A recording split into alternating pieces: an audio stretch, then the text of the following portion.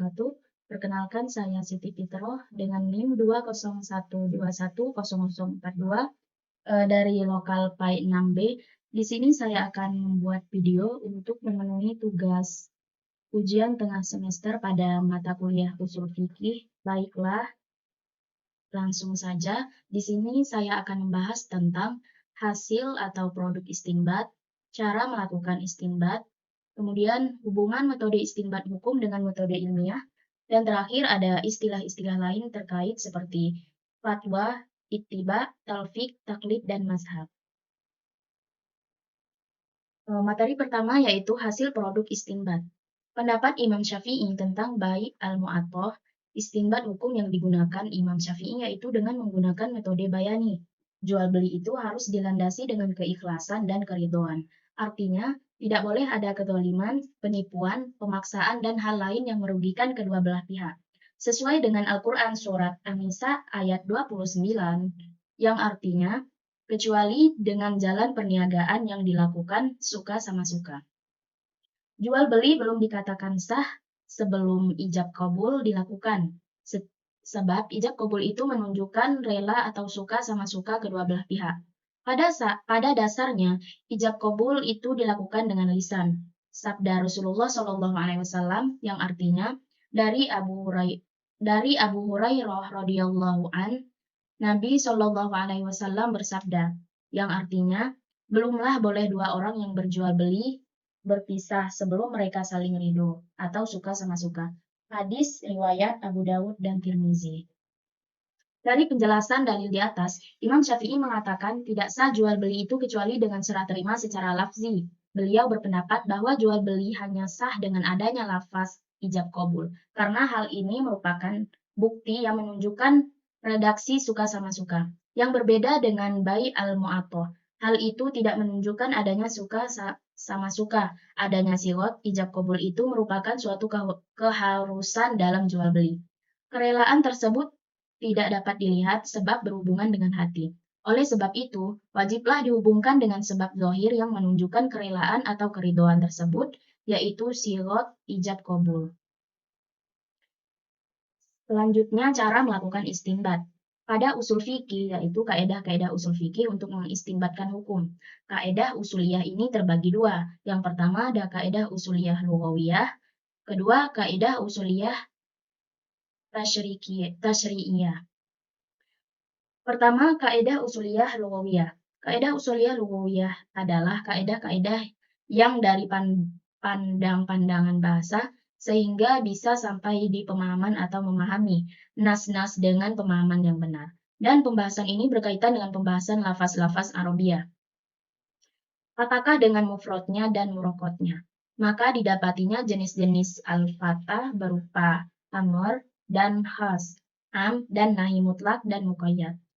Sebagaimana dipelajari dari dalil-dalil al-fat tentang bagaimana petunjuk-petunjuk lafaz menuju makna dari maktub dan mahkum, mujmal dan mubayyan hakikat.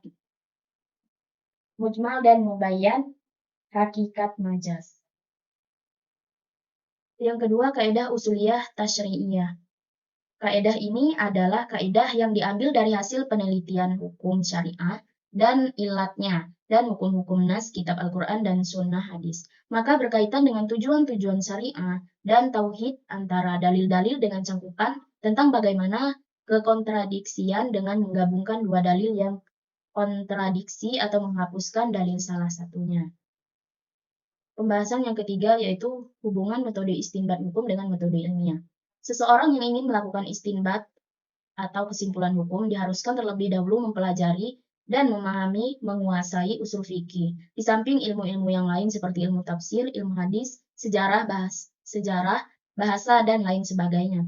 Seseorang yang melakukan istinbat hukum berarti ia adalah seorang mujtahid yang berupaya menyelesaikan permasalahan hukum sesuai kemampuan yang mereka miliki.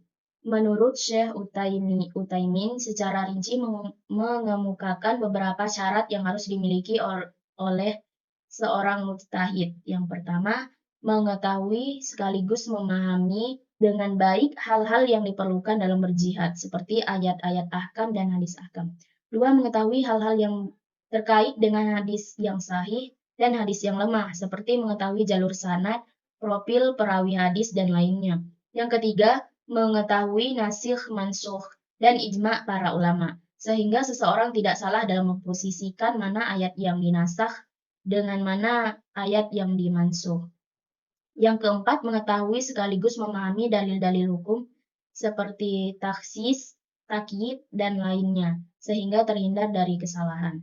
Kelima, memahami ilmu bahasa, ilmu usul fikih, terutama yang berkaitan dengan dolalah al-alfaz seperti am dan khas, mutlak dan muqayyad, mujmal dan mubayyan, sehingga mujtahid dapat memposisikan dalil-dalil tersebut dengan baik dan benar.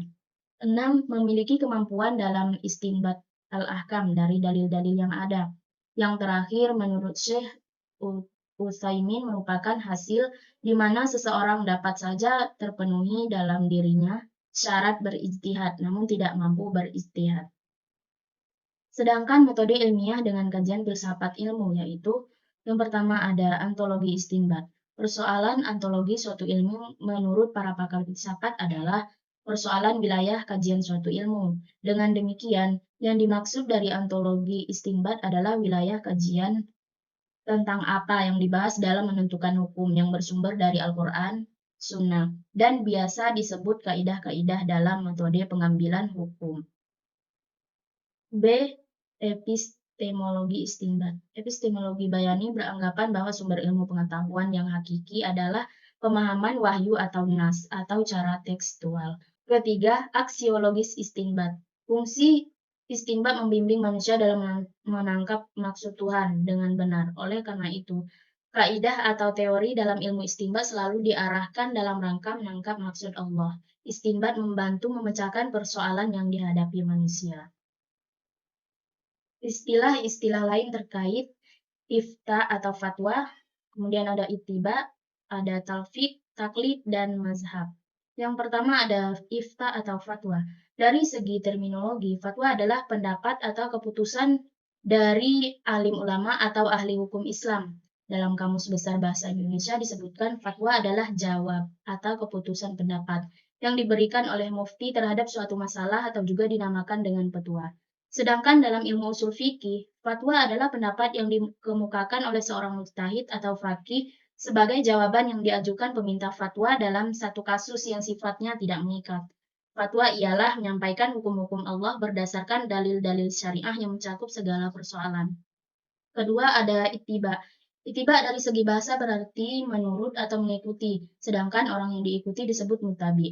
Kalangan usuliyin mengemukakan bahwa ittiba adalah mengikuti atau menerima semua yang diperintahkan atau dilarang atau dibenarkan oleh Rasulullah.